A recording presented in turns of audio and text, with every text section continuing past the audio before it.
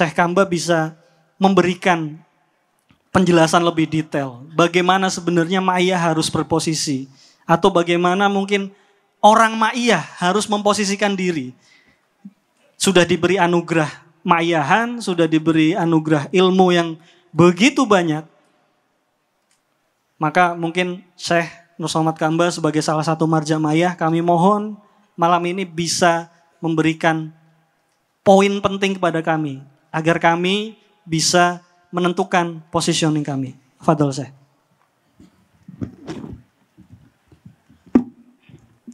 Bismillahirrahmanirrahim. Assalamualaikum warahmatullahi wabarakatuh. Alhamdulillah wassalatu wassalamu ala sayyidina Rasulillah wa ala alihi wa sahbihi wa man wala amma ba'd.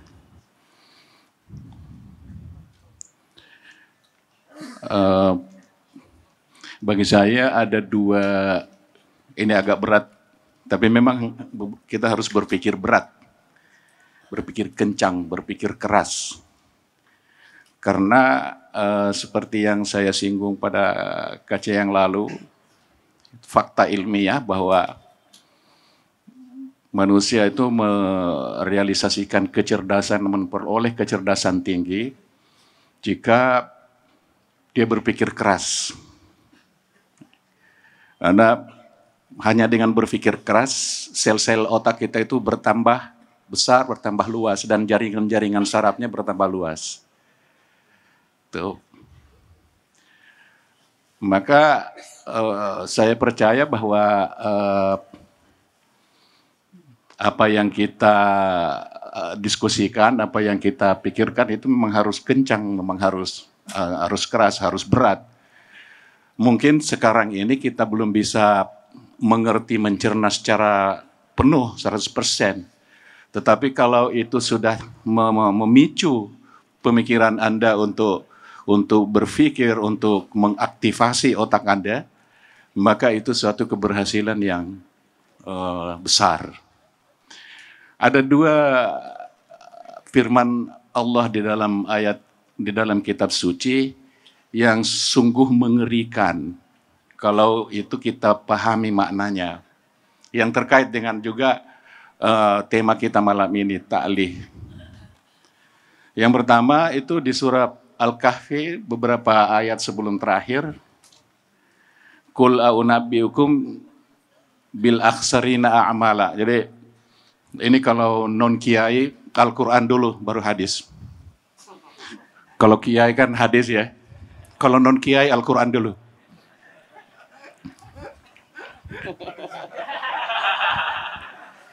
Bercanda. Jadi qul a'unabbiukum bil akhsarina a'mala. Ya. Yakinkanlah. Jadi saya tidak menerjemahkan qul itu katakan. Karena kata-kata qul dalam Al-Quran itu tidak akan relevan kalau dimaknai katakan. Misalnya, qul huwallahu ahad. Katakan Tuhan itu ahad. Tuhan tidak bisa diperkatakan. Tuhan harus diyakini, bukan diperkatakan. Ya, itu kan menggambarkan betapa cara beragama kita itu masih pada kulitnya. Ya, katakan Tuhan tidak bisa diperkatakan. Ya, oke. Qul huwallahu ahad. Nah, yakinkan. Aku akan informasikan ayat itu tentang orang-orang yang paling merugi, yaitu alladzina dhalla sa'yuhum fil hayati dunya, yang perbuatannya itu adalah sia-sia, tersesat, disesatkan. Wa hum yahsabuna annahum yuhsinuna sunna, tapi mereka merasa yakin kalau dia sedang berbuat baik. Itu sangat berbahaya. Jadi Tuhan tidak menilai suatu perbuatan itu, tetapi Anda merasa pada zona aman gitu. Wah, sudah melakukan sesuatu, melakukan kebaikan, melakukan ini, melakukan itu. Anda merasa itu melakukan suatu kebaikan. Padahal itu dhalla sa'yuhum, padahal itu sia-sia sesungguhnya. Itu satu. Ini ayat yang menggelitik. Yang kedua, dan itu mungkin akibat dari yang pertama ini. Saya lupa di surah berapa, ayat berapa. Afara'aita man ittakhadha ilahahu hawahu? Tidakkah engkau melihat orang-orang yang menjadikan hasrat-hasrat dan hawa nafsunya itu sebagai Tuhan? Wa adallahu Allahu ala ilmin, dan dia disesatkan oleh Tuhan dalam keadaan dia sadar. Wa khatama ala sam'ihi wa qalbihi, dan dia menutup pintu pendengaran dan hatinya. Wa ja'ala ala basarihi ghisyawatan, dan menutup pandangannya itu. Faman yahdihi min ba'dillah, siapakah yang bisa memberi petunjuk kepada dia ini gitu. Artinya apa? Seseorang yang menjadikan Tuhannya itu adalah hasrat-hasratnya, engkau akan memperingatkan dia, tidak akan pernah dengar. Engkau akan menyentuh hatinya, tidak akan pernah tersentuh hatinya.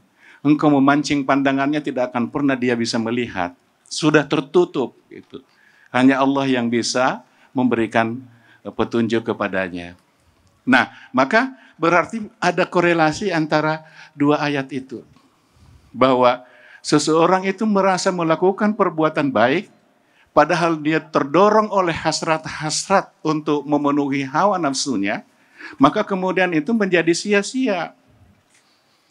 Gitu. Dan seharusnya fakta ini itu mengajak kita untuk berpikir lebih jauh, gitu. Berarti kan tidak ada zona aman. Sudah, saya senang kalau Pak Kiai menggunakan istilah mainstream, itu luar biasa. Ini baru pertama kali saya mendengarkan seorang kiai yang menggunakan istilah mainstream. Ya, karena di dalam tradisi Ahlussunnah wal Jamaah, mainstream itu, arus utama itu adalah sesuatu yang haram diucapkan gitu.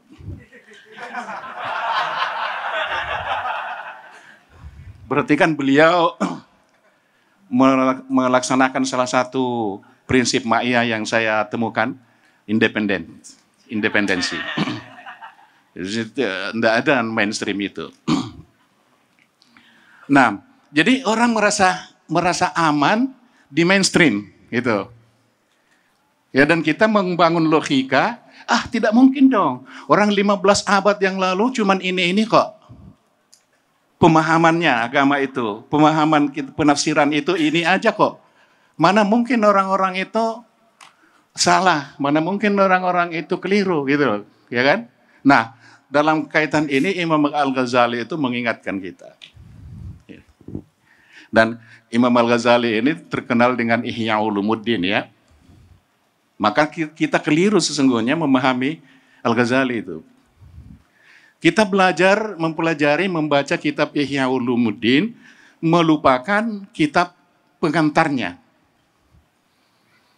Al-Munqiz minad Dhalal. Al-Munqiz minad Dhalal artinya buku penyelamat dari kesesatan. Jadi fenomena Ihya Ulumuddin itu adalah puncak pencapaian dari Al-Munqiz minad Dhalal gitu. Jadi kalau orang mau belajar filsafat ya belajar logika. Kalau mau belajar Ihya Ulumuddin harus belajar Al-Munqiz minad Dhalal gitu, karena itu kuncinya. Gitu. Di dalam Al-Munqiz minad Dhalal bagaimana dia bisa menyelamatkan, mengamankan dari kesesatan itu, karena itu tadi. Jadi Allah adalah Tuhan yang maha menyesatkan, kan gitu. Wa adallahu ala ilmin. Allah menyesatkan dia padahal dia sadar. Gitu.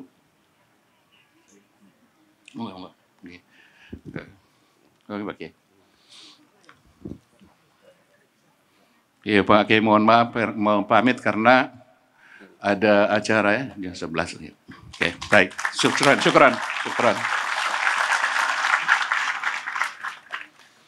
Jadi al-munqiz minad dhalal. Dalam al-munqiz minad dhalal itu Al-Ghazali intinya mengajarkan skeptisisme. Kita harus membangun kecurigaan gitu kepada keyakinanmu sendiri. Jadi misalnya gini, kalau logikanya mengatakan tidak mungkin dong sepanjang ini selama ini orang tidak paham hakikat itu. Kata Imam Ghazali, simple. Selama ini pandangan mata kita itu, kita percaya bahwa tidak mungkin pandangan mata itu tidak benar. Pendengaran, apa yang kita dengar itu adalah sesuatu yang nyata. Apa yang kita lihat itu adalah sesuatu yang nyata. Al-Ghazali mengatakan tidak. Coba aja isi air satu gelas setengahnya, celupkan pensil setengahnya, maka akan terlihat oleh matamu itu bengkok. Berarti kan pandangan matamu tidak selamanya benar. Nah itu mainstream. Itulah munqiz minad dhalal. Jadi Anda harus mengambil satu posisi dulu, skeptis. Karena itu Al-Ghazali dalam munqiz minad dhalal itu, dia membahas 4 taraf. Ya kan? Taraf ilmu kalam. Ya kan? Taraf filsafat. Taraf doktrin. Syiah, doktrin kebatinan, dan taraf keempat taraf tasawuf. Menurut pengalaman dia, ketiga taraf-taraf pengetahuan ini hanya dalam tasawuf orang bisa menemukan kebenaran yang sejati, kebenaran yang bersifat faktual, kebenaran di mana orang bisa meyakini bahwa apa yang dia yakini itu betul-betul yakin. Dia bisa terbebas dari penyesatan-penyesatan. Ya, gitu ya. Nah, maka skeptisisme itu, mencurigai itu perlu penting untuk menjadikan salah satu posisi dalam kita, terutama di dalam beragama. Karena suatu keanehan di kita di Indonesia ini, setiap saat itu kita bicara soal agama, betul? Setiap saat, begitu bangun langsung bicara agama. Tapi paling nihil efek agama itu pada perilaku kita gitu. Jadi satu ironi yang besar. Itu mesti ada yang salah ini. Kita bicara tentang agama itu di setiap forum, di setiap saat, setiap hari, setiap minggu, Jumatan, ya kan? Majelis ta'lim. Dan sudah 15 abad itu kita lakukan, tapi tidak ada efeknya. Tidak ada efeknya pada perilaku, tidak ada. Tidak ada. Sekarang kalau misalnya orang mau bertanya, mana efeknya? Saya bandingannya itu ini. Rasulullah 10 tahun membangun Madinah itu langsung kelihatan efeknya. Kita 15 abad nggak bisa membangun negara. Yang benar. Kenapa? Karena yang kata Pak Kiai tadi, itu selalu mengulang-ulang sesuatu yang harusnya nggak perlu diulang-ulang. Misalnya, setiap majelis ta'lim, kita tuh harus bicara soal salat, ya kan?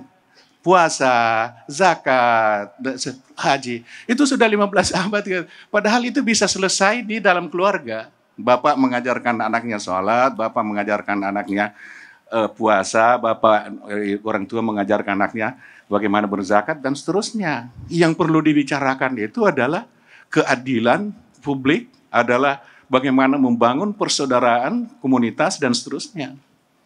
Tidak perlu dibicarakan gitu. Jadi maka kalau Nabi mengatakan misalnya innama bu'istu li utammima makarimal akhlaq. Maka agama itu adalah akhlak. Bukan hanya sekedar mementingkan moralitas. Tapi memang intisari ajaran agama itu. Mengapa agama itu akhlak? Karena dia bersandar kepada gagasan Tuhan. Tapi Tuhan tidak bisa dipersepsikan. Tidak bisa dikonseptualkan. Karena Tuhan terbebas dari ruang dan waktu. Sedangkan konsep dan persepsi kita itu terikat oleh ruang dan waktu. Ya. Maka muncul banyak sekali permasalahan dalam perilaku keberagamaan kita karena keliru dalam pandangan ketuhanan, dalam pandangan agama. Jadi Tuhan tidak dipersepsikan. Nabi menjelas sangat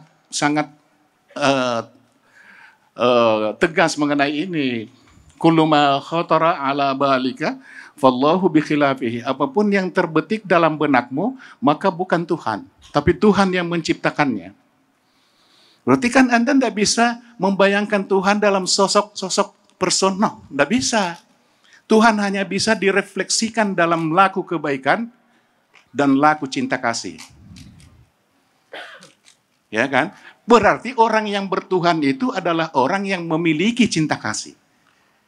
Orang yang bertuhan itu adalah orang yang melakukan kebaikan. Gitu. Kalau misalnya di dalam tradisi tasawuf itu ada kebersatuan dengan manunggaling apa, gagasan-gagasan apa itu. Sesungguhnya yang dimaksud adalah, yang lebih gampang kita pahami adalah, Tuhan itu bukan suatu sosok di mana sosok manusia menyatu dengan sosok Tuhan, karena Tuhan tidak bersosok. Tetapi dia bertajalli, dia bermanifestasi dalam laku kebaikan, dalam kebaikan-kebaikan. Maka ketika manusia menyatu dengan kebaikan, artinya dirinya itu menjadi personifikasi dari kebaikan. Itulah dia manunggaling, kan gitu. Sehingga itu sebabnya mengapa agama intisari dari ajaran Nabi Muhammad itu dinamakan tauhid. Tauhid tidak bisa diterima sebagai konsep teologi. Sama sekali. Tidak benar. Jadi Ahlus Sunnah wal Jamaah itu menurut saya keliru ketika itu dia menganggap bahwa tauhid itu adalah konsep teologi. Karena Tuhan tidak bisa dikonsepsikan. Ya kan? Itu. Nah, karena justru Tuhan itu hanya bisa direfleksikan, dan karena itu maka agama adalah akhlak, adalah perilaku kebaikan, perilaku cinta kasih. Itulah agama sesungguhnya. Nah, maka kalau kita teliti sirah Nabi, sejarah otentik Nabi Muhammad SAW, maka itu akan nampak bahwa pengertian agama menurut Nabi itu berbeda dengan pengertian atau makna agama di zamannya atau di zaman-zaman lain. Karena agama menurut pengertiannya dan itu tercatat di dalam, itu juga yang diadopsi oleh Kamus Besar Bahasa Indonesia kan. Agama ialah sistem aturan, keimanan dan peribadatan yang mengatur hubungan antar manusia dengan Tuhan, hubungan antar manusia dengan manusia. Padahal kalau Nabi Muhammad tidak. Agama bukan sistem aturan, keimanan. Agama adalah situasi keilahian yang menuntun kepada kebaikan. Wad'un ilahin, pakai bahasa Arab nih supaya ada sanatnya, gitu kan? Wad'un ilahiyun sa'ikun lidhawil uqulil basyariyah ila solahi fil hali wal falahi fil ma'ali. Arti literally-nya. Agama ialah situasi keilahian yang menuntun orang-orang berakal memilih kebaikan, baik di dunia dan kemenangan di hari akhirat. Gitu. Berarti kan agama itu adalah situasi keilahian dalam dirimu. Bukan sistem aturan. Karena itu maka orang kalau mau beragama formal lebih mementingkan aturan-aturannya, betul. Jadi misalkan Anda sholat, ya kan? Anda sholat lebih mementingkan wudhunya udah benar, oke? Itu aturan sesuai dengan aturan. Ruku berdiri sujudnya sesuai dengan aturan. Anda merasa puas dengan sholat itu. Tapi Anda tidak pernah bertemu dengan Tuhan. Anda tidak menyadari bahwa dalam sholat itu Anda harus menyatu dengan kebaikan, dengan maha baik, dengan maha yang kasih. Kan enggak? Anda tidak merasa bersatu dengan Ar-Rahman. Kenapa? Karena Anda cuma memperhatikan struktur formalnya. Gitu. Karena apa? Karena kita memahami agama sebagai sistem aturan. Gitu. Nah, kalau kita lebih mendalami ajaran-ajaran Nabi Muhammad SAW tentang ini, itu kita coba uraikan tahap-tahap sejarah misalnya. Di antara sahabat Nabi yang paling lama bersama Nabi itu adalah 3 orang paling utama. Yang pertama adalah Sayyidah Khadijah, yang kedua adalah Sayyidina Abu Bakar Siddiq, dan yang ketiga adalah Sayyidina Ali bin Abi Thalib. Coba bandingkan kedua orang ini aja, antara Sayyidina Ali dan Sayyidina Abu Bakar, bandingkan dengan sahabat-sahabat yang dikenal sahabat Nabi yang masuk Islam setelah Perang Badar. Ya. Karena Perang Badar itu adalah perang yang menentukan sesungguhnya. Jadi setelah Perang Badar, kan ekonomi Mekah itu runtuh habis. Dan karena ekonomi Mekah runtuh, maka Mekah sebagai pusat perdagangan dunia Arab pada saat itu menjadi beralih ke Madinah. Nah, orang-orang yang merasa bahwa di Madinah itu harapan hidup lebih bagus, maka pada berbondong-bondong ke Madinah, termasuk orang-orang kayak Abu Sufyan, orang-orang kayak Muawiyah dan keluarganya.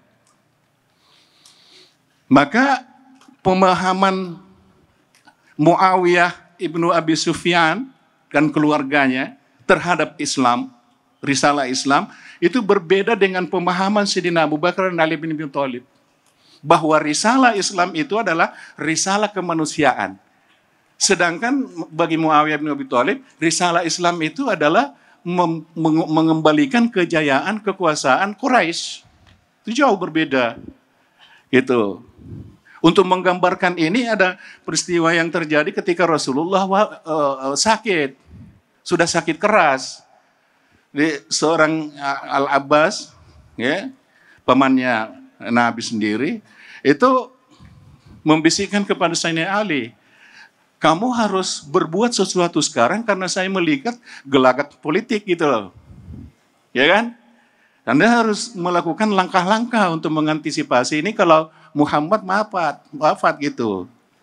Kata Sayyidina Ali apa? Tidak mungkinlah ada orang mau berpikir mencari-cari kekuasaan pengganti Nabi. Itu kan cara berpikir sahabat Nabi. Bahwa risalah Islam itu adalah risalah kemanusiaan.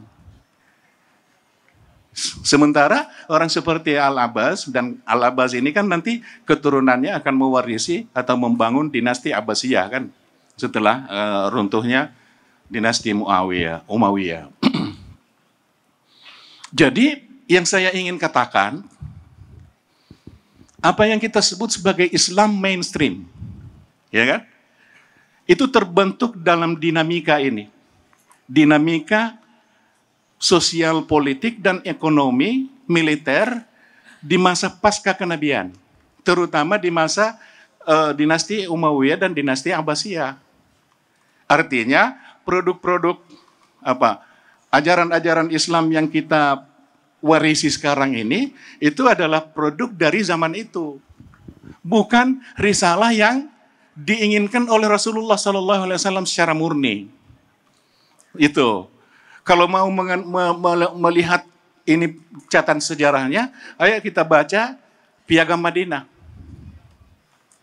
Piagam Madinah. Baca Piagam Madinah, di situ terlihat betul bahwa yang dimaksud sunnatul Rasulillah itu adalah tradisi Rasul, ada jalannya Rasul, sunnatul Rasul. Itu adalah Piagam Madinah itu. Bukan sunnah-sunnah yang dibikin-bikin. Misalnya, kita mengatakan, diwariskan ke kita nih sekarang, poligami adalah sunnah Rasul. Buat apa Muhammad diutus kalau hanya untuk mensunnahkan poligami? Tidak perlu agama mengajarkan poligami, setiap orang bisa poligami asalkan punya nyali aja. Nah, itu sesuatu yang tidak perlu dijadikan sunnah Nabi. Sangatlah sia-sia umur Rasulullah berjuang kalau hanya untuk sekedar sunnah poligami. Misalnya, sunnah mengatur celana. Sunnah mengatur mencukur jenggot apa. Itu kan urusan fashion kita.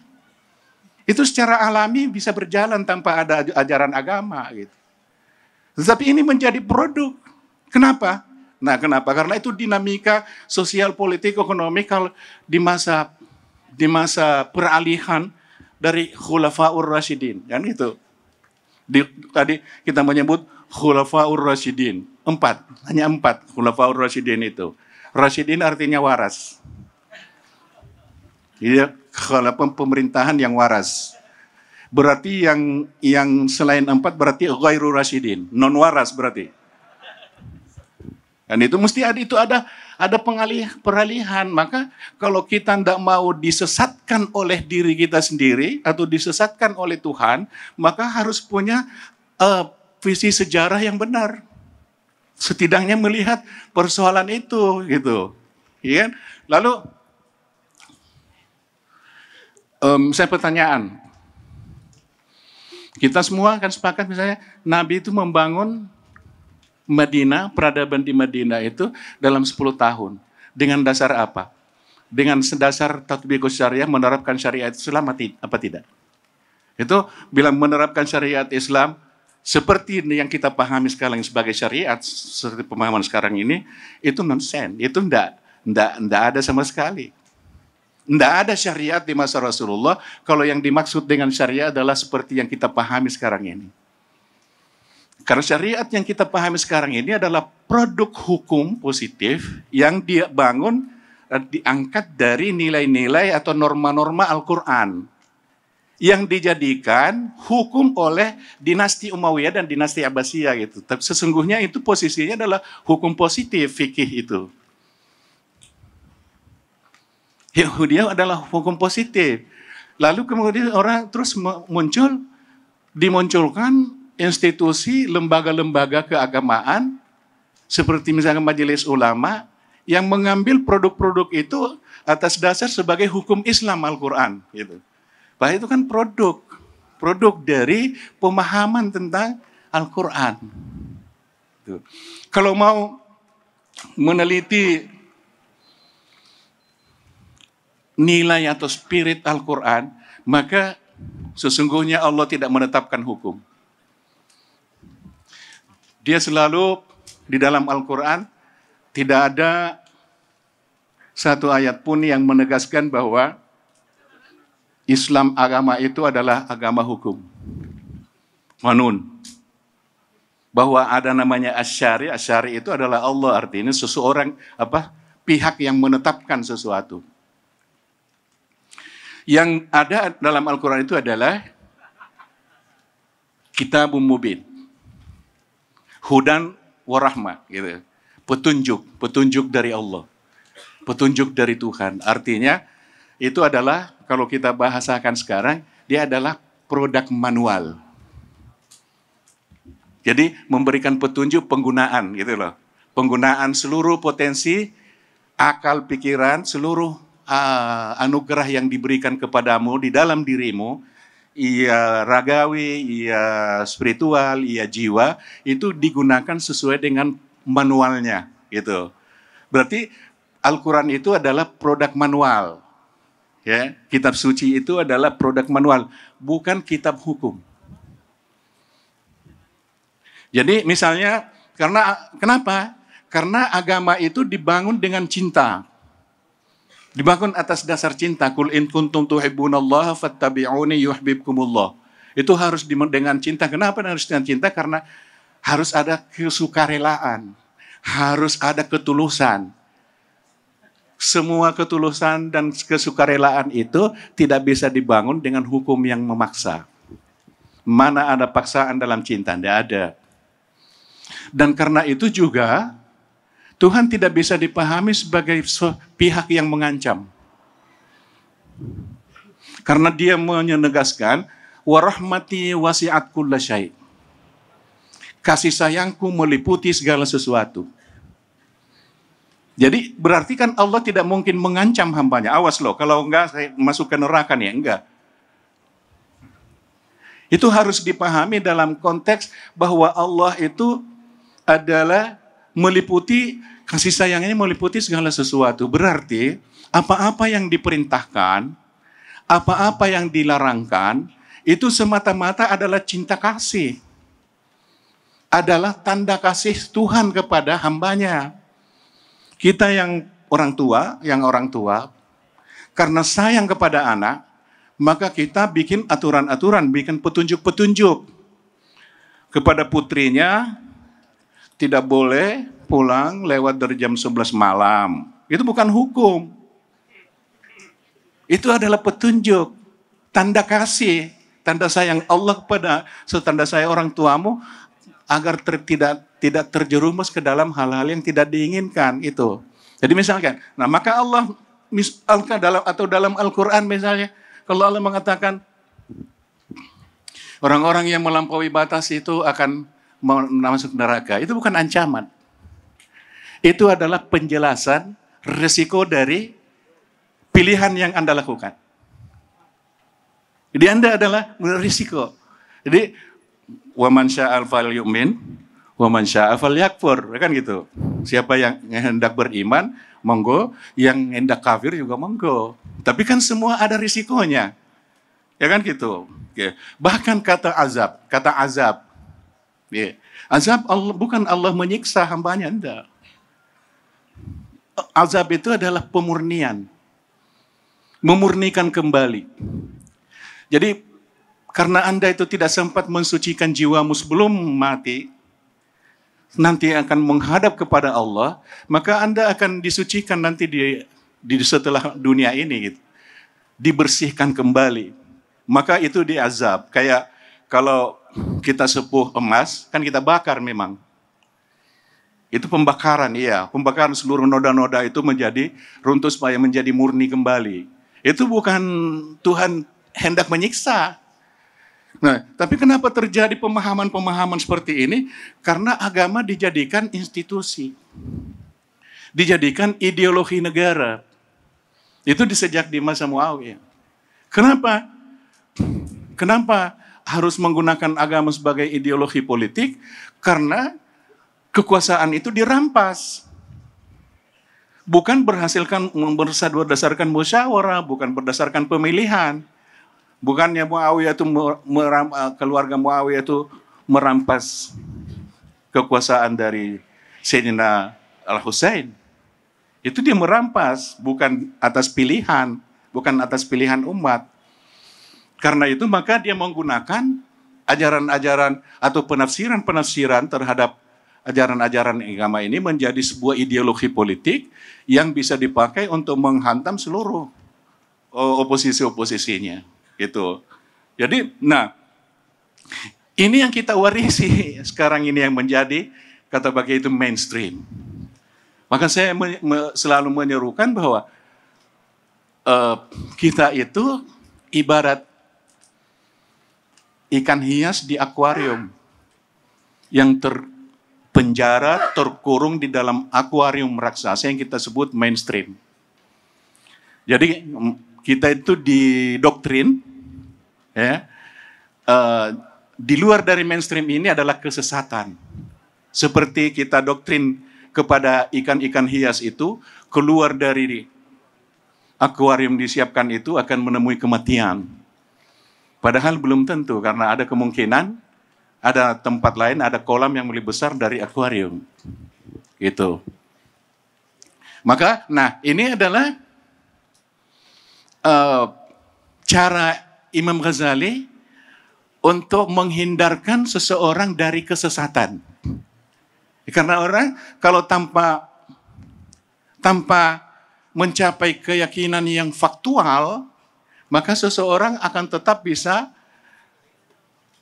mengalami kesesatan. Nah, karena itu maka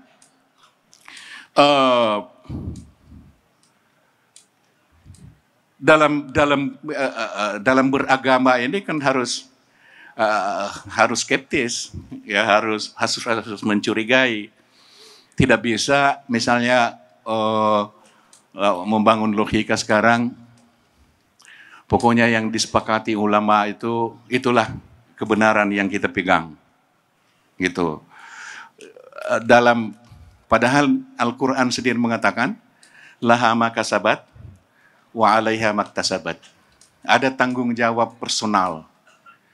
Jadi tidak bisa menyerahkan tanggung jawab itu kepada kolektif atau kepada orang lain.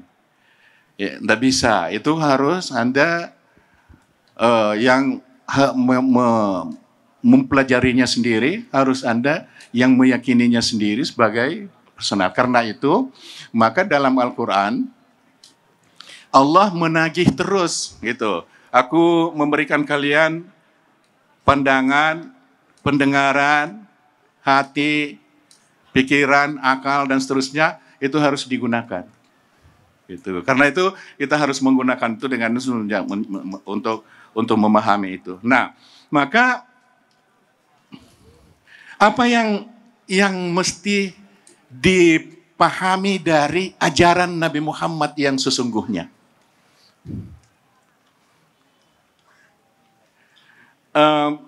Kalau kita baca kembali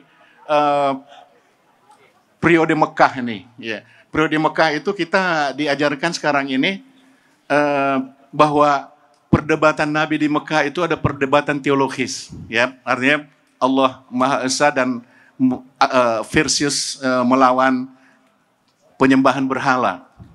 Sesungguhnya bukan itu. Sesungguhnya itu dari Mekah, periode Mekah sendiri dalam perjuangan Nabi itu terlihat betapa agama itu adalah akhlak.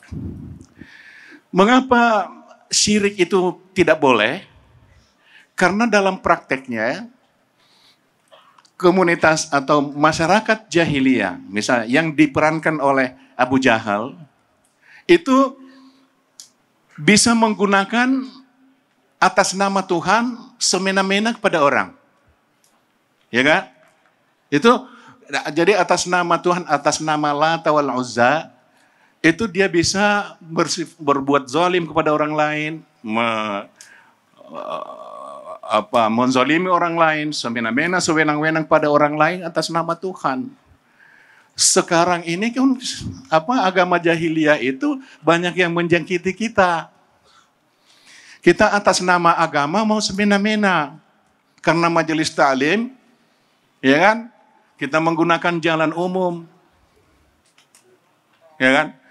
Kita menggunakan jalan umum dan orang pulang kantor capek, dia harus merelakan karena itu adalah hak Tuhan, gitu. Kita sedang menjadi pelayan umum di tempat pelayanan umum, pegawai negeri atau pegawai perusahaan. Begitu azan, kita langsung tutup meja kita dan kita pergi sholat. Karena kita mengatakan, saya menunaikan haknya Allah. Anda tidak berhak. Gitu. Kalau menurut logika Nabi keliru. Kalau menurut logika Nabi, kamu tidak sholat sekarang karena melayani umum, itu tidak apa-apa, nanti diampuni oleh Allah. Tetapi dosamu kepada orang yang terhalang kepentingannya gara-gara kamu pergi sholat, itu kemudian menjadi dosa bagimu. Gitu loh. Jadi maka kalau baca sejarah Nabi di Madinah, di Mekah, itu orang-orang lemah, kayak Bilal, kayak apa, melapor kepada Muhammad, kami dia ini ya oleh Abu Jahal. Abu Jahal itu diantar orang itu oleh Rasul ke rumahnya Abu Jahal. Tutup pintu. Abu Jahal, tolong kembalikan hak orang-orang ini, gitu. Nggak boleh gitu. Nah itu jadi dari kecenderungan itu bukan perdebatan teologis, gitu. Nah maka kalau kita membaca sejarah otentik Nabi Muhammad SAW dan membaca Piagam Madinah, maka yang muncul, yang kita temukan itu ada 5 prinsip. Itu adalah prinsip kehidupan dan dia jalan peradaban sesungguhnya. Dan kalau yang 5 prinsip ini Anda terapkan dimanapun, bahkan untuk menafsirkan bagaimana Madinah itu bisa menjadi cepat berkembang seperti itu, karena 5 prinsip ini. Jadi ini ada semacam risalah universalnya Nabi Muhammad SAW tentang peradaban manusia yang paripurna, insan kamil. 5 prinsip. Dan 5 prinsip ini sesungguhnya seluruh ajaran Al-Quran itu mendukung kelima prinsip ini.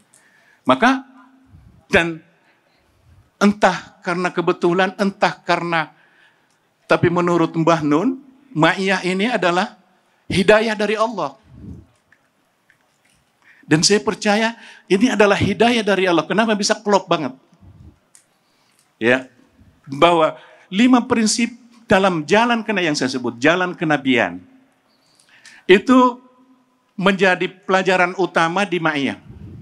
Terutama yang dibuktikan oleh atau yang diterapkan dalam kehidupan Mbah Nun secara pribadi.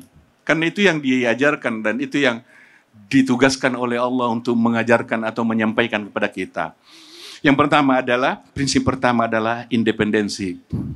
Kalau mengikuti pikiran Cak Nun, gagasan Cak Nun, di mana-mana itu selalu bicara tentang kedaulatan diri.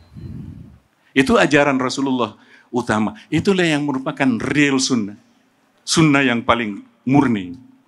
Bagaimana seseorang diajarkan kemandirian. Jadi itu hikmahnya, misalnya Nabi sejak kecil sudah yatim piatu karena membangun kemandirian. Nah kan kita tidak perlu jadi yatim piatu juga sih untuk itu, kan kemandirian bisa. Mandiri itu bisa melalui proses pengembangan potensi diri kita. Kita ada potensi intelektual, kita ada potensi psikis, kejiwaan. Kita ada potensi spiritual, itu kita kembangkan akan membentuk kemandirian. Kita itu tidak bisa mandiri karena kita nggak membangun potensi intelektual kita. Gitu. Jadi kita menerima, wah sudah informasinya kayak gitu-gitu aja, ya udah terima aja. Maka terombang-ambing kan kita. Dari Ma'iyah itu kita diajarkan independen. Kemandirian, kedaulatan diri. Anda yang berdaulat terhadap diri Anda sendiri. Tidak usah serahkan dirimu kepada kiai, kepada ustadz, kepada siapa. Cukup serahkan pada Allah Subhanahu wa Ta'ala. Selalu begitu. Kemandirian. Seluruh sahabat Rasulullah mengajarkan kepada seluruh sahabatnya kemandirian. Supaya mandiri. Dan memberikan contoh. Misalnya, hatta sampai sepatunya dibersihin sendiri, sandalnya dibersihin sendiri, pakaiannya dicuci sendiri, dan seterusnya. Rasulullah itu Muhammad luar biasa mengajarkan. Lah kita baru ustadz terus punya jamaah, tahu-tahu udah berkuasa gitu. Ya sudah merasa harus dilayani oleh jamaahnya, oleh apanya gitu. Rasulullah enggak. Itu harus membangun kemandirian, bahwa orang mau melayani orang tuanya, orang melayani gurunya itu bisa biasa saja, tapi harus didasarkan kepada aku berdaulat pada diriku sendiri. Aku melakukan itu karena aku menginginkannya gitu. Dan tidak bisa di hari akhirat itu nanti, misalnya, makanya nanti saya selalu mengatakan secara simbolisnya ini, ya. Nanti waktu pas mau di akhirat itu, orang-orang yang tergabung ke dalam ormas-ormas Islam itu pada berbondong-bondong bersemangat masuk surga gitu. Wah, duluan deh. Yeah. Kan paling banyak amalnya, paling banyak jasanya pada Islam dan seterusnya gitu. Terus kata malaikat, kemana? Ini kan kita sudah dijamin oleh ustadz kami. Kata ustadznya, siapapun yang menyumbang 1 ekor sapi, maka Allah membangunkan dia istana di dalam surga. Aku beli 2 sapi waktu itu, berarti aku punya 2 istana dalam surga. Gitu. Kan tunggu dulu, ya, gitu. Tunggu dulu, harus diperiksa gitu, ya kan? Jangan sampai kamu itu cuma dijanji-janji dan di PHP. Terus sebaliknya ada anak yang pakai topi merah putih gitu. Wah, si anak Ma'iyah nih, ya kan? Dia mah tenang-tenang aja karena dia kan punya percaya diri kan. Dia punya kedaulatan. Dia yang telah menentukan aku masuk surga apa tidak. Tuhan merestui aku apa tidak. Itu dia yang karena dia mandiri. Kalian yang ormas-ormas ini tunggu dulu biar topi-topi hitam merah putih ini masuk duluan. Itu yang akan terjadi. Itu yang akan terjadi. Nanti kalau udah mengalami betul, ingat Syekh Samad bilang begitu.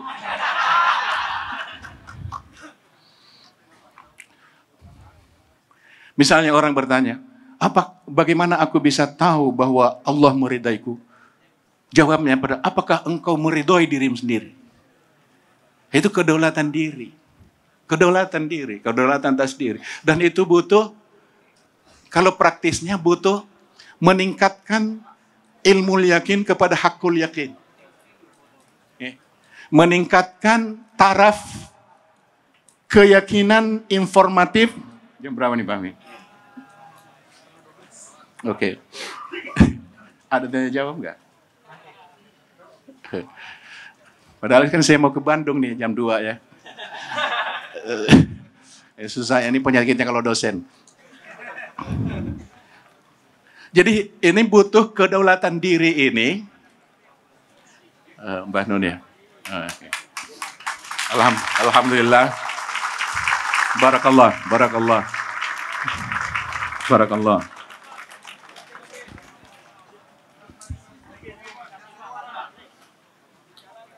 Ya, barakallah. Jadi Allahumma salli alaihi, Allahumma salli alaihi. Allahumma salli alaihi. Allahumma salli alaihi.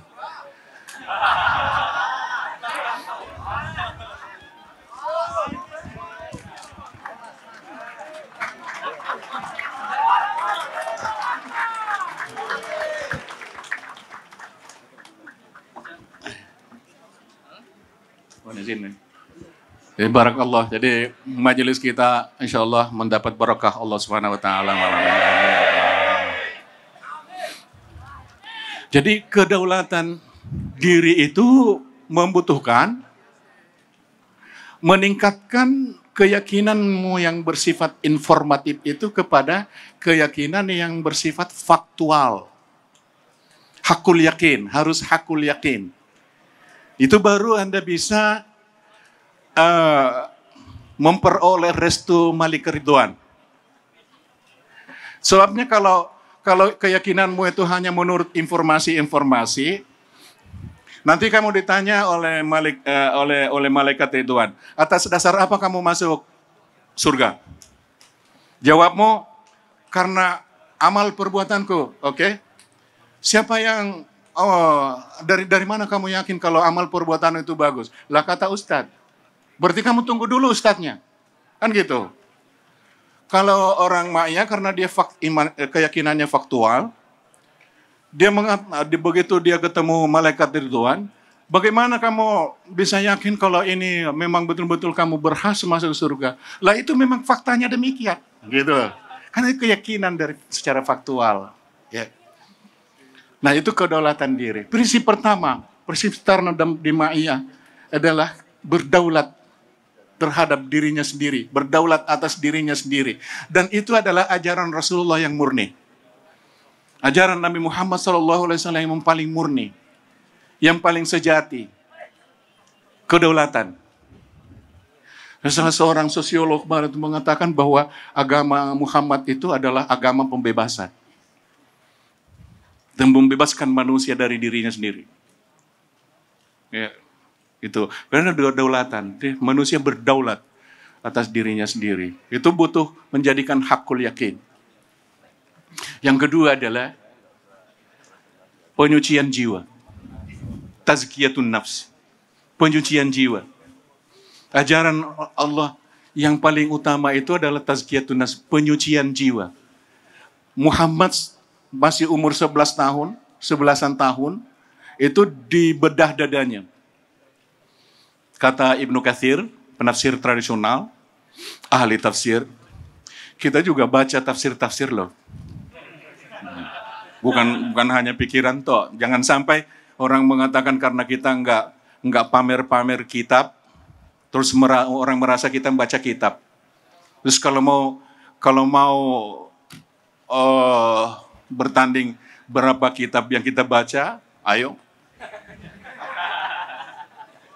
Cuman kan di Ma'iyah mengajarkan, terutama ke saya belajar di Ma'iyah, Anda itu dituntut untuk mengaktifkan akal pikiran yang dianugerahkan oleh Allah padamu.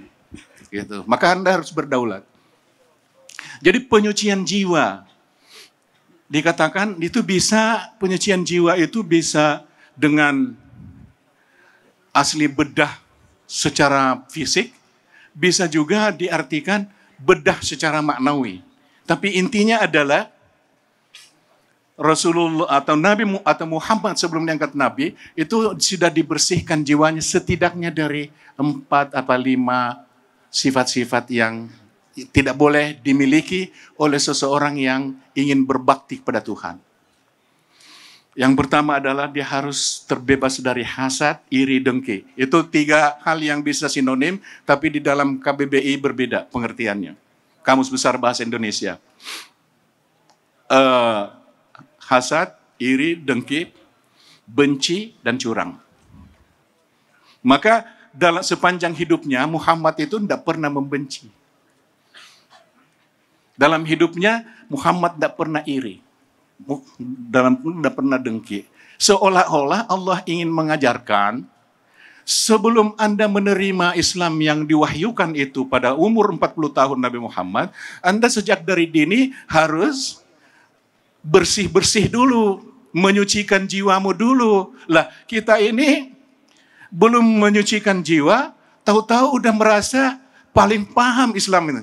Paling berhak untuk menafsirkan ayat suci Al-Quran. Padahal kita belum suci dari dengki, dari hasad, dari benci, dari curang. Itu harus dibersihkan dulu. Nah, itu prinsip kedua dalam jalan kenabian yang menjadi pelajaran utama atau prinsip utama dalam pelajaran di Ma'iyah.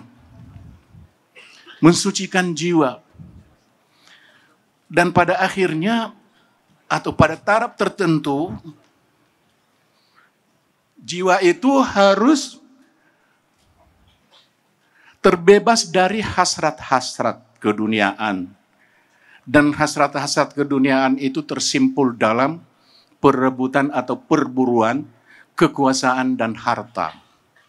Sekecil apapun kekuasaan itu, sekecil apapun kekayaan harta itu. Mengapa? Ini fakta sejarah. Mengapa Khulafaur Rasyidin beralih menjadi Khulafa Ghairur Rasyidin?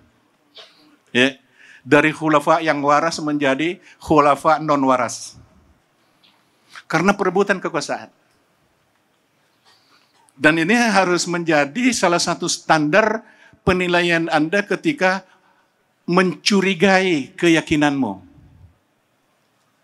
Apakah agama ini kau pakai untuk mengejar kekuasaan dan mengejar harta, maka itu jauh dari keinginan Muhammad. Gampang, ya kan? Rasulullah SAW tidak mengejar kekuasaan. Itu buktinya ada. Terus kita baca sirah, ya kan? Maulidan itu udah 15 abad kita maulidan. Itu selalu ada tuh. Orang menawarkan kepada Nabi Muhammad bagaimana kalau bulan matahari ditaruh di tangan kanan, bulan di tangan kiri, supaya meninggalkan urusannya itu. Nanti Nabi menolak, itu kan simbolis. Apapun yang engkau kasih kepada Nabi Muhammad untuk meninggalkan risalahnya itu, yang tidak berarti kan bukan kekuasaan. Risalah Nabi Muhammad adalah untuk kebaikan. Karena itu yang sesungguhnya menjadi risalah para nabi dan rasul dari sejak Adam. Bagaimana supaya orang itu tidak taklih. Ya. Jadi manusia supaya tidak menuhankan sesuatu yang bukan Tuhan. Jadi mengembalikan posisi ketuhanan itu hanya pada Tuhan yang Maha Kuasa. Ya. Nah, penyucian jiwa yang kedua adalah penyucian jiwa. Susah ada tarekat, ya kan? Tarekat mensucikan jiwa. Tidak mesti masuk tarekat. Ma'iyah itu sebenarnya adalah tarekat. Tarekat itu ada jalan, metode, jalur, road, itu juga bisa disebut yang namanya tarekat itu. Cuma kan karena orang suka melembagakan, kenapa orang melembagakan tarekat? Karena dia butuh kekuasaan. Begitu dia mursyid, jamaahnya harus sujud-sujud, harus segala macam. Itu menyalahi sunnah Rasul. Menyalahi sunnah Nabi di dalam penyucian jiwa. Tidak boleh ada. Coba. Rasulullah SAW di dalam piagam Madinah itu tidak ada menggunakan ra'iyah, tidak ada. Tidak ada istilah ra'iyah di dalam piagam Madinah. Yang ada adalah umat.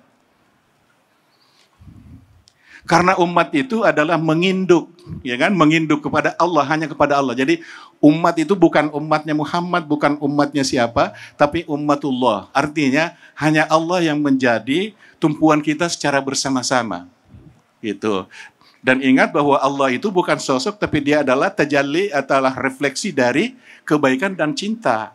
Gitu. Cara beragamanya, cara memahami agama Rasulullah SAW itu. Maka ada penyucian jiwa. Jadi orang mengatakan, ya kalau di independen berarti liberal dong. Ya kan ya? Liberal dong. Ya, enggak apa-apa liberal, tapi kan jiwanya suci.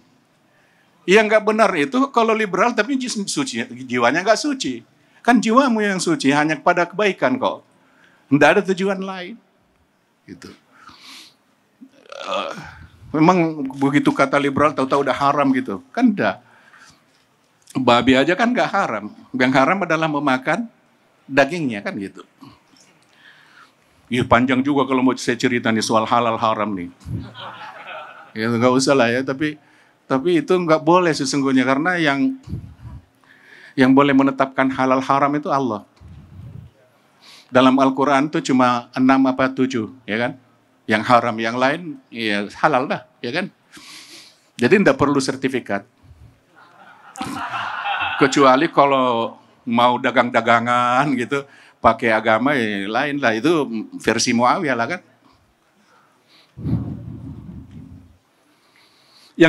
Prinsip yang ketiga di Daimaya itu adalah kearifan dan kebijaksanaan. Ini diajarkan.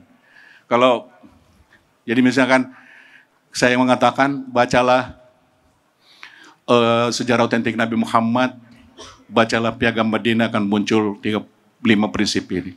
Baca juga seluruh gagasan, pemikiran, perilaku, tindakan MH Ainun Najib. Itu akan klop dengan 5 prinsip itu.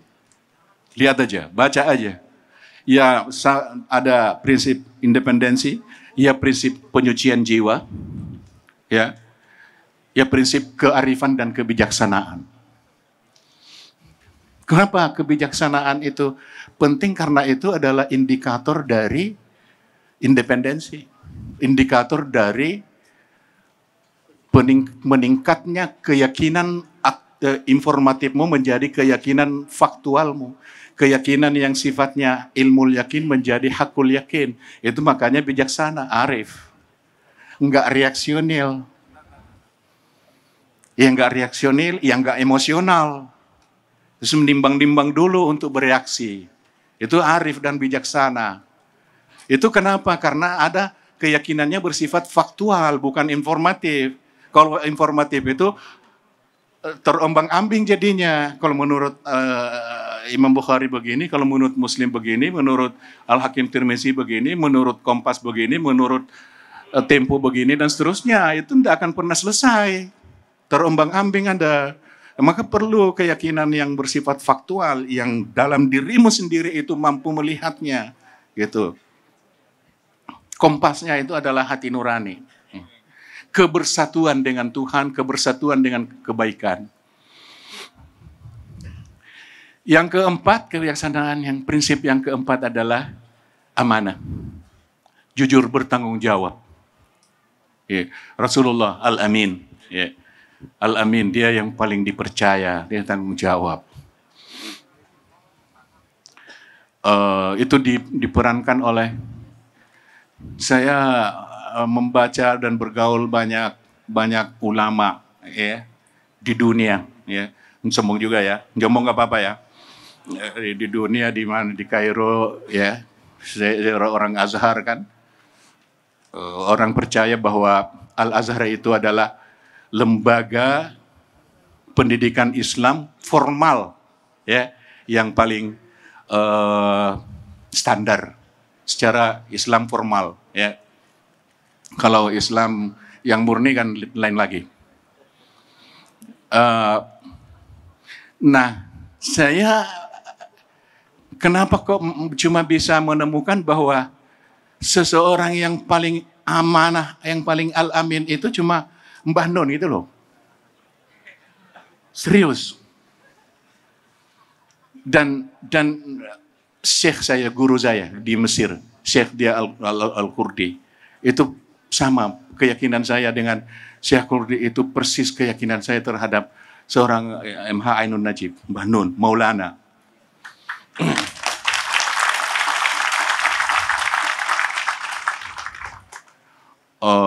Mungkin kalau Rasulullah kan ditawari itu matahari, kalian matahari. Kalau Mbah Nur juga mengatakan kasih saya seluruh isi dunia, enggak.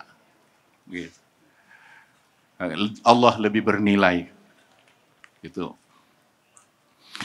Nah, yang kelima adalah cinta. Cinta adalah chordnya ma'iyah sesungguhnya. Kenapa? Karena Allah adalah cinta, Allah mahabbah. Allah adalah cinta. Allah mencipta karena cinta. Kuntu kanzan makhfiyan fa ahbabtu an ara fa khalaqtul khalqa. Aku adalah perbendaharaan yang tersembunyi, aku mencintai untuk dikenali, maka aku mencipta. Maka penciptaan itu adalah manifestasi daripada cinta Allah. Maka agama harus dibangun di atas dasar cinta kasih. Tidak boleh agama itu kemudian dibentuk sebagai aturan-aturan yang memaksa. Karena tidak mungkin cintamu itu dipaksakan, tidak mungkin.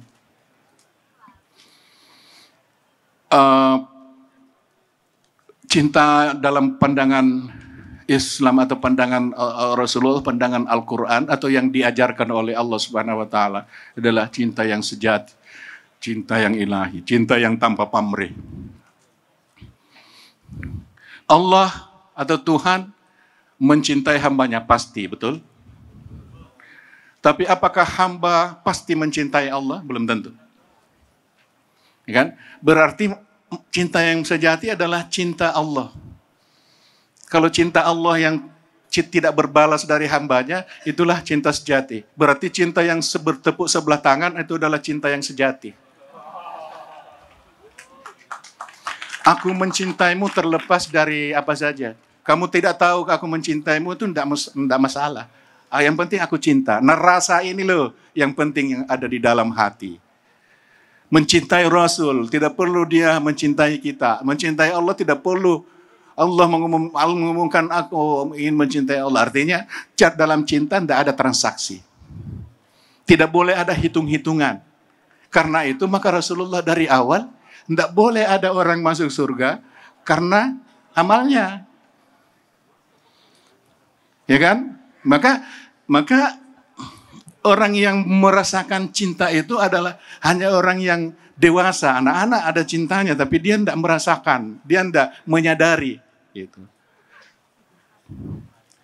Nah, kita karena hubungan kita kepada Allah itu masih tetap transaksional, ya pada umumnya nih mainstream, ya. Nggak tahu kalau anak maknya sudah meningkat pastinya, ya. Ya karena Kan kita tidak bicara soal amal. Jadi tidak ada transaksi dalam cinta itu. Kalau ada transaksi, itu bukan cinta lagi, itu kalkulasi. Kalau aku melakukan ini, kamu melakukan itu. Kalau aku melakukan ini, kamu melakukan ini. Ya kan itu. Aku sholat, berarti kamu, ya Allah, memberikan ganjaran. Kan gitu. Transaksinya seperti itu. Nah itu bukan cinta. Kalau transaksional itu masih, makanya kita belum bisa dewasa. Nah, itu kembali kepada kedaulatan itu tadi. Anda belum bisa dewasa menentukan bahwa kebaikan, Anda melakukan kebaikan itu harus pamrih apa. Harusnya, ya kan kalau itu keyakinan faktual, maka Anda melakukan sesuatu yang baik itu karena itu memang baik. Bukan karena ada iming-iming gitu loh.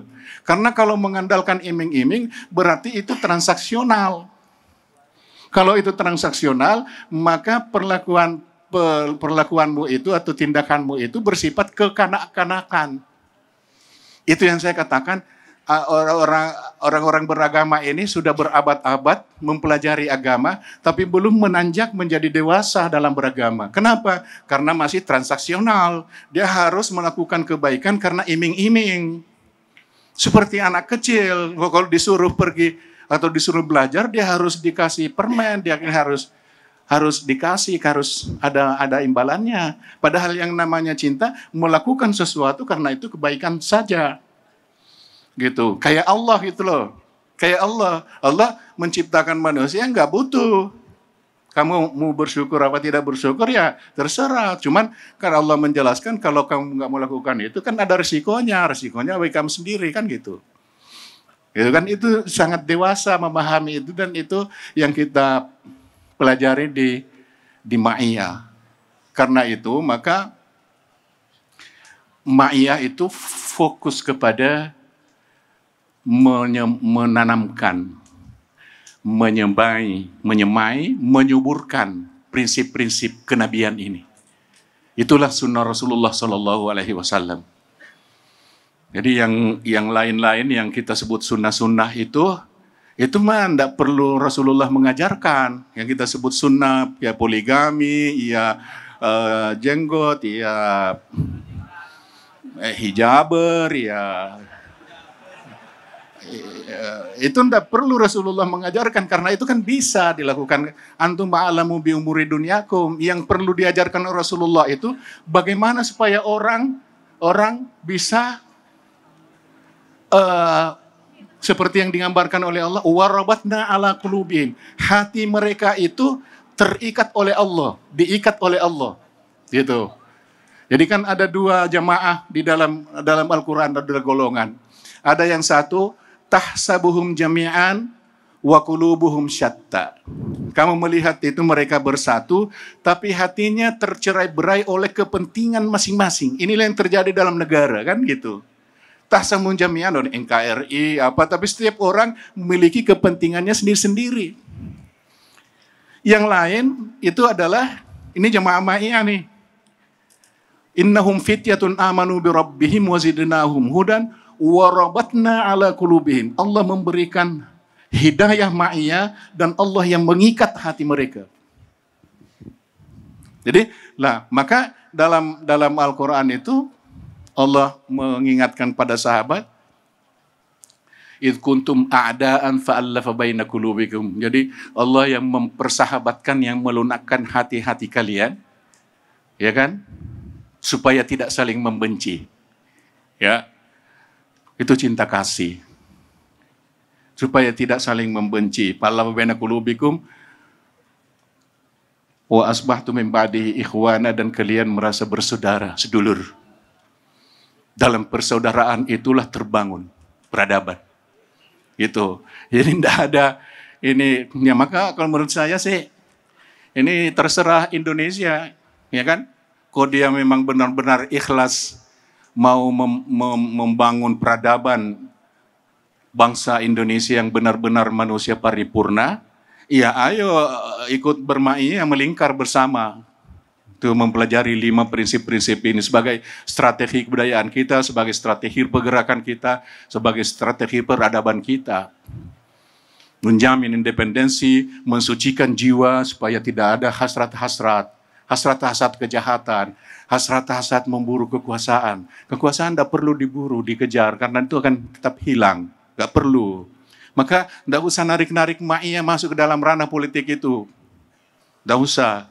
Bahwa anak ma'iyah mempunyai kepedulian pada negaranya, ya monggo silahkan kan anak. Itu memang dia hasil dari pendidikan ini, tapi ma'iyah jangan dibawa-bawa masuk karena itu bukan urusannya ma'iyah, urusannya ma'iyah yang 5 prinsip ini.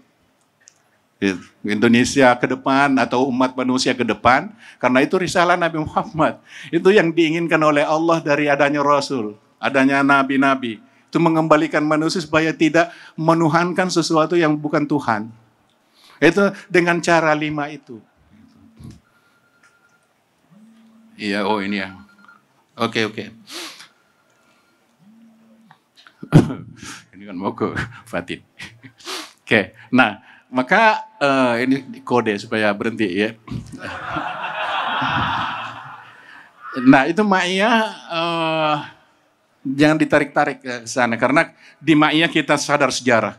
Kita sadar sejarah. Karena kita tahu betul bahwa peralihan dari khulafa'ur rasyidin ke ghairur rasyidin itu dimotivasi oleh perburuan kekuasaan dan harta. Maka itu tidak boleh terulang. Setidaknya itu yang dipahami oleh ma'iyah, maka ma'iyah tidak akan masuk ke ranah itu. Ranah perburuan kekuasaan, karena itu adalah kesalahan sejarah yang paling fatal bagi kelanjutan dari risalah Nabi Muhammad SAW untuk kemanusiaan dan seterusnya. 5 prinsip itu kalau kita kaji, kalau kita terapkan, dia akan bisa berkembang di mana mengembangkan suatu bangsa, mengembangkan suatu komunitas, mengembangkan diri dengan 5 prinsip. Jadi Anda berdaulat sendiri, Anda berdaulat secara komunitas, Anda berdaulat secara bangsa dan seterusnya, itu baru bisa membangun peradaban. Tapi Anda harus suci jiwanya.